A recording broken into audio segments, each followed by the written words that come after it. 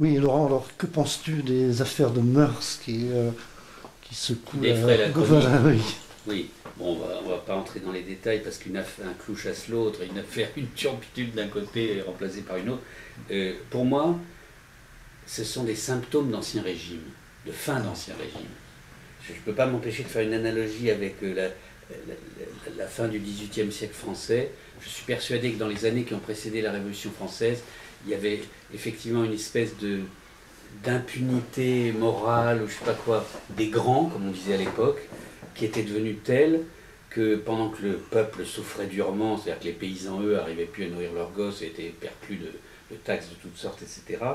on avait l'impression, même si c'était à moitié un mythe, que dans les châteaux, les gens faisaient absolument n'importe quoi et tout ce qu'ils voulaient, étaient tombés dans le vice et dans la turpitude. Et évidemment, il y a un aspect de réaction morale dans les révolutions. Le mot moral est extrêmement mal vu aujourd'hui, ça fait facho, ça fait catholique, ça fait tout ce qu'on veut, mais n'empêche que c'est un problème de base de la philosophie. La métaphysique et la morale, c'est les deux bases de la philosophie de toujours, et c'est un problème, la définition du bien et du mal, c'est quand même une chose qui est incontournable dans le fonctionnement même d'ailleurs du cerveau humain, d'une manière générale, et des sociétés et des cultures. Et donc, ce qu'on ne dit pas, ou ce qu'on n'ose pas dire, c'est que le monde actuel offre le spectacle d'une décadence totale des mœurs. Parce que si nous, qui avons plus de 60 ans, on fait une comparaison rapide à vol d'oiseau avec notre propre jeunesse, par exemple, c'est évident que même les hommes politiques, la plupart des hommes politiques d'aujourd'hui, par exemple, ne sont pas sur le plan de la stature morale, de la culture, de quoi que ce soit, comparables à un certain nombre de gens assez remarquables, pas tous bien sûr, mais d'il y a assez longtemps. On a l'impression qu'il y a une espèce de triomphe de la médiocrité, qu'il y a aussi un formidable embourgeoisement des idéaux, que les gens sont devenus extrêmement terre-à-terre, préoccupés uniquement par leur confort, au fond l'esprit bourgeois au sens le plus détestable, et que dans la culture ambiante, tout est fait non pas pour élever l'individu, mais pour le faire descendre. Je ne sais plus quel pamphlétaire écrivait jusqu'où allons-nous descendre, et c'est vrai, on a l'impression qu'on descend très très bas, qu'on n'est pas loin, comme disait Chaumont, d'atteindre le fond du seau. Et là,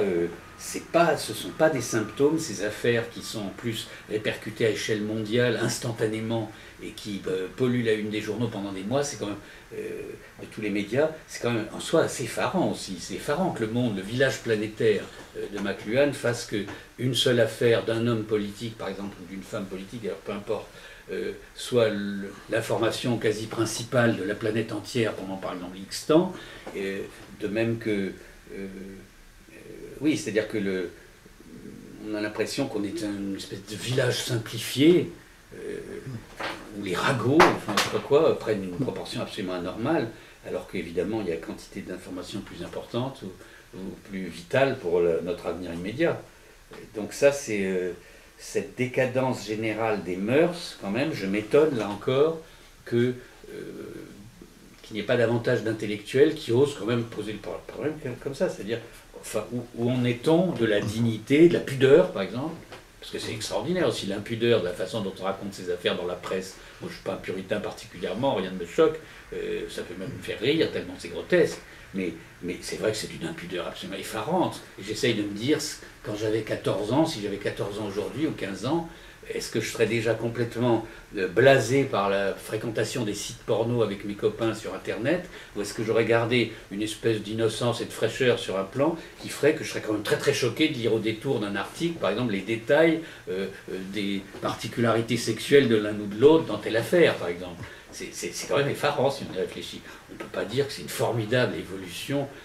des mœurs de notre société. C'est évidemment une espèce de régression, sans être particulièrement puritain, c'est quand même un symptôme de décadence, sans parler de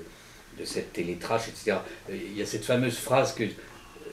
qu'écrivait Molière dans Don Juan. Il faisait dire à Sganarelle, un grand seigneur, méchant homme, est une terrible chose. C'est-à-dire si les grands, si les dirigeants ne montrent pas l'exemple, et si en plus ils montrent un exemple détestable, c'est très très grave, parce que, comme dit le proverbe chinois, si la tête du poisson est pourrie, le poisson en entier l'est aussi, et donc actuellement on a l'impression vraiment que les élites montrent un exemple détestable, et évidemment ça n'arrange pas les choses. Alors Laurent, on disait au début que ça fait 20 ans puisque tu parlais d'une possibilité de révolution, et aujourd'hui, qu'est-ce que tu as envie de dire? 20 ans, c'est même pas 20 ans, c'est 40 ans. Parce 40. que, à peu près aussi longtemps qu'on se connaît, Jean-Luc, c'est parce que j'ai été très marqué en mai 68 par une interview de Cohn-Bendit par Jean-Paul Sartre, qui est sans doute assez oublié aujourd'hui, qui avait été publiée par le Nouvel Observateur, que j'avais gardé à l'époque, et que j'ai perdu malheureusement, et que j'ai retrouvé sur Internet, en achetant un livre sur la révolte étudiante, je ne sais pas quoi, on retrouvait le texte de cette interview. Et ce qui m'avait frappé, c'est qu'au moment où tous mes camarades, les gens de mon âge, partaient la fleur au canon, si je puis dire, faire ce qu'ils croyaient être une formidable révolution contre les CRS, contre De Gaulle, contre la droite française, contre les fachos, contre tout ça, et donc étaient persuadés qu'avec leurs barricades, etc., ils allaient refaire quasiment la révolution léniniste sous une autre forme. Cohn-Bendit, lui, qui était le plus marrant de la bande, qui avait de l'humour, qu'on voyait rigoler en montrant une fleur à un flic devant la Sorbonne, des choses comme ça, avait dit à Sartre, mais bien entendu, et c'était le début de ces événements, bien entendu, ce qui se fait en ce moment, qui est spectaculaire, c'est pas du tout une révolution, ça ne peut pas l'être, parce que pour qu'il y ait une révolution, il faut qu'il y ait dans le contexte général une formidable crise économique, et en ce moment, c'est pas du tout le cas, au contraire. Mais en revanche, il y a un phénomène symbolique très important, il y a un aspect culturel, de révolution culturelle là-dedans, et il disait à peu de choses près, c'est comme une petite lumière qui s'est allumée au fond d'un tunnel, elle va s'éteindre, mais ceux qui l'auront vue ne l'oublieront pas. Et curieusement, je fais partie des gens qui ont vu cette petite lumière, qui n'ont pas oublié cette phrase qui m'a paru d'une très grande lucidité à l'époque, d'autant plus, encore une fois, qu'il était tenu par la presse comme un des leaders de cette révolution, qui n'en a pas été une. Bon, ce qui ne veut pas dire que mai 68 n'a pas eu d'importance et d'impact, mais ça n'avait pas été une révolution. Et donc, pour qu'il y ait une révolution, il faut qu'il y ait une crise économique. Et comme moi j'ai pensé toujours, depuis cette époque, donc au fond toute ma vie adulte, que le monde dans lequel nous vivions, à notre génération, entrait dans une crise majeure, qui était une crise de tous les étages. J'avais même, je ne sais pas si tu te rappelles, que j'avais entrepris un manuscrit invraisemblable qui s'appelait Civilisation 2 et qui essayait de détailler tous les niveaux de la crise morale, la crise philosophique, la crise scientifique, la crise artistique, je ne sais pas quoi, etc. Donc cette notion de crise, c'est-à-dire de monde qui entre en faillite et qui est en train de se préparer à accoucher d'un autre monde, ça a été, je pense, l'intuition directrice de ma jeunesse et jusqu'à aujourd'hui. Alors en revanche, que j'ai été très naïf en croyant à certains moments que ça pouvait déboucher sur la guerre, des choses comme ça. On n'est pas Madame Soleil, là je serais incapable de dire sur quoi débouche le monde actuel dans les mois qui viennent. C'est justement l'histoire, elle se fait, elle s'invente à mesure, et il y a un aspect forcément d'événement et de surprise. Mais j'ai toujours été effectivement plus ou moins persuadé, même presque par théorie, que ça n'était pas possible que ça dure éternellement, qu'il y avait quelque chose de trop faussé pour que ce soit un avenir, quoi, que on allait vers une impasse. Alors, je sais que les contre-arguments, quand on dit oui, à la limite, il faudrait presque souhaiter qu'il y ait une révolution, parce qu'une révolution, c'est un moindre mal. Il est certain que si les choses vont mal, la guerre civile, par exemple, c'est ce qu'il y a de pire, le chaos, l'anarchie, etc., une dictature qui se met à ce moment-là en place pour empêcher justement que la société explose, tout ça est très mauvais. Tandis qu'une révolution, c'est en général une violence, mais c'est pas forcément violent, canalisée avec un but. Donc, en un sens, dans la situation actuelle, qui est quand même très dramatique, très déséquilibrée du monde actuel, une forme de révolution serait un moindre mal par rapport à tout simplement la poursuite de l'anarchie. Et puis par ailleurs, il y a une autre chose, c'est que le monde actuel tel qu'il est organisé est en fait extraordinairement destructeur et détruit la vie de millions de gens. Et donc, même si en apparence on ne se bat pas dans les rues, etc., et cette violence n'est pas visible directement, elle est extrêmement réelle indirectement. Et donc, une révolution, si ça voulait dire changer un système pour en faire un système moins inhumain et moins destructeur, serait moins destructrice elle-même que la poursuite du statu quo actuel, qui est extrêmement néfaste à un certain niveau, sans parler de l'avenir écologique de la planète. Mais j'aime bien dire à propos de la notion de révolution que, en s'intéressant par exemple aux révolutions du passé, le cycle des révolutions du passé, c'est d'abord la révolution anglaise au XVIIe siècle, ensuite la révolution américaine, on ne dit pas assez que la révolution française n'est que la troisième de la série. Nous on a eu Lafayette qui est allé aider les Américains, mais c'est quand même, et Benjamin Franklin, il est venu à Paris sous la Révolution. Et donc la Révolution française est la troisième grande révolution moderne. La Révolution anglaise, monarchie parlementaire, la Révolution américaine, révolution aussi de libération nationale contre une puissance coloniale, la Révolution française, après les révolutions de 48 de l'Europe centrale, ensuite encore comme une onde sismique qui se répand sur 2 siècles très lentement, ensuite plus à l'est,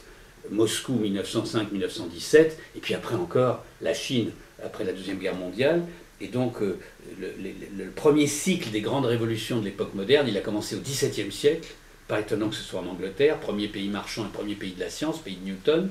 et puis il a atteint jusqu'à la Chine, qui était de ce point de vue économique beaucoup plus arriéré, seulement au XXe siècle. Mais est-ce que ce n'est pas un deuxième cycle de révolution, cette fois mondiale, qui se met en place? Et ce qu'on ne dit pas assez, c'est que les révolutions ne sont jamais faites par des révolutionnaires professionnels. Ça, c'est aussi une chose que j'ai compris en mai 68. Et je vais donner une anecdote à ce propos. Le hasard de mon histoire propre a fait que quand je suis entré à l'école normale, en 1965, comme je venais de ma province, on nous mettait 2 par chambre, une turne, comme on dit dans cette école, et mon coturne, c'était Béni Lévy. Donc j'ai partagé la chambre de celui qui est devenu pratiquement le chef des maoïstes, des marxistes-léninistes français les plus durs, un garçon extraordinairement intelligent, dont Althusser, qui était son prof à l'époque, disait qu'il écrivait, je crois, sur Spinoza à l'époque, des textes trop denses, c'est dire qu'il était considéré comme une puissance intellectuelle au point de vue de la métaphysique, de la philosophie extraordinaire. Et ces maoïstes que j'ai vus donc militer jour et nuit en 65-66, c'est-à-dire 2 ans avant mai 68, au début je ne comprenais absolument pas de quoi il s'agissait, en réalité étaient convaincus qu'ils allaient refaire, être le fer de lance d'une nouvelle révolution léniniste. D'ailleurs, ils s'appelaient marxistes-léninistes. Autrement dit, ils se rejouaient dans leur tête 1917. Et ce que j'ai compris longtemps après, et en le lisant à droite et à gauche, et puis parce que j'essayais toujours de comprendre ce qui s'était passé à ce moment-là, puisque j'avais été un témoin indirect comme Fabrice à Waterloo, c'est-à-dire comprenant rien à la bataille, mais fasciné par le spectacle de ce que c'est, essayant de comprendre, eh bien, je me suis aperçu, en lisant un jour comment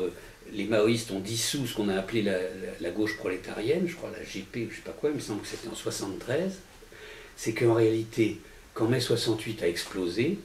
ces marxistes-léninistes, qui étaient des révolutionnaires professionnels qui préparaient une révolution depuis 2 ans, étaient un peu comme De Gaulle, le débarquement, les derniers à le savoir, et les derniers à être dans le mouvement, et au début ils étaient même plutôt contre, parce que justement c'est pas eux qui l'avaient prévu, ça s'était fait sans eux, autrement dit, c'était venu de la spontanéité des gens. Et s'ils ont dissous leur mouvement quelques années après, c'est après avoir fait une visite, je ne sais pas si tu te rappelles ça Jean-Luc, les LIP, l'usine LIP, l'autogestion, les montres, etc., dans le Jura. Eh bien ils sont allés voir comment fonctionnait ce système d'autogestion, dont je crois me rappeler qu'un des leaders était un prêtre, ce qui en soi mériterait aussi une analyse. Et ils ont été stupéfaits de voir un détail, c'est que quand ils sont arrivés dans cette usine, où pendant un certain temps les ouvriers vendaient en direct, donc la production de l'usine en autogestion directe, le premier acte symbolique qu'ils avaient fait, c'était de souder les grilles de l'usine ouvertes.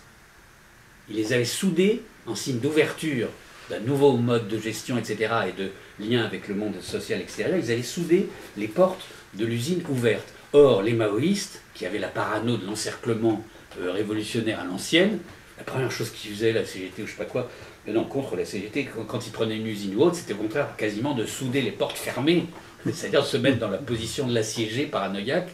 par rapport à la puissance extérieure qui risque de le détruire. Et après avoir vu ça, ils ont eu le sentiment, Béni Lévy était certainement un type très très intelligent, ils ont eu le sentiment qu'ils avaient fait complètement fausse route, et peu de temps après, ils ont dissous leur mouvement. Et Béni Lévy a eu, à mon avis, un autre mérite, c'est qu'il a contribué, je crois, à être un des seuls en France à désamorcer le risque de dérive terroriste des groupes justement maoïstes très engagés qu'il avait contribué à former, lui et d'autres. Et je pense que s'il n'y a pas eu un grave mouvement terroriste en France, c'est en partie grâce à l'intelligence de cet homme qui a compris que ce serait une impasse criminelle et inutile en plus de faire la guerre armée contre le capitalisme de cette époque. Et donc il a joué ce rôle-là. Mais donc j'ai compris depuis cette époque que les révolutionnaires professionnels au fond sont débordés par les événements. Et donc qu'est-ce qu'une révolution souvent? Au départ au moins, c'est un ras-le-bol des gens, des braves gens qui bossent, qui essayent d'élever leurs enfants, qui essayent de payer leur loyer ou leur maison et leur voiture, et qui n'en peuvent plus parce qu'ils ont l'impression d'avoir soit tout perdu, soit véritablement d'être pressurés au-delà de la limite de ce qu'ils peuvent supporter. Et à ce moment-là, À une époque, ils brûlaient les châteaux, les églises. Aujourd'hui, ils peuvent descendre dans la rue. Mais il y a une première phase où les gens disent, comme en Égypte l'autre jour, Kifaya, ça suffit, stop, on ne peut plus, stop. Et ils n'ont aucune idée de ce qu'il faudrait faire à la place. Ces foules, ce peuple, comme on disait, j'aime pas trop cette notion qui a l'air un peu méprisante, mais les gens qui descendent dans la rue en disant, non, ça suffit, ça ne veut pas dire du tout qu'ils ont été capables d'envisager le type de gouvernement, ou le type d'économie, ou le type de culture qu'il faudrait mettre en place pour avoir un monde meilleur. Ce n'est pas leur rôle, mais leur premier rôle, c'est d'interrompre la marche normale des choses en disant « ça suffit ». Voilà, il faut se mettre à table et négocier, discuter. Autrement dit, la première phase, qui est une phase de discussion, c'est d'imposer aux puissances politiques des états généraux dans tous les domaines. Et je pense que beaucoup de gens en ce moment ont semi-consciemment, inconsciemment peut-être, consciemment, j'en sais rien, un peu cette impression qu'il faudrait tout arrêter et puis commencer à discuter pour voir autre chose. Or, sans arrêt, on essaye de prolonger le système et d'empêcher justement ce moment, ce coup d'arrêt qui permettrait de réenvisager les choses à partir de bases différentes. Et ce serait ça une révolution, et si c'est ça une révolution, ce n'est pas du tout nécessairement un événement violent. Alors évidemment, il y a un très grand risque dans les sociétés actuelles, il y a tellement de frustrations accumulées, et tellement aussi, objectivement, de voyous et de gens qui ont été, on peut dire, comme Chomeau, mal éduqués. Justement mal éduqués par ce système de consommation où on veut tout de suite et en permanence. Mais il est certain que si on s'arrêtait un moment pour essayer de discuter,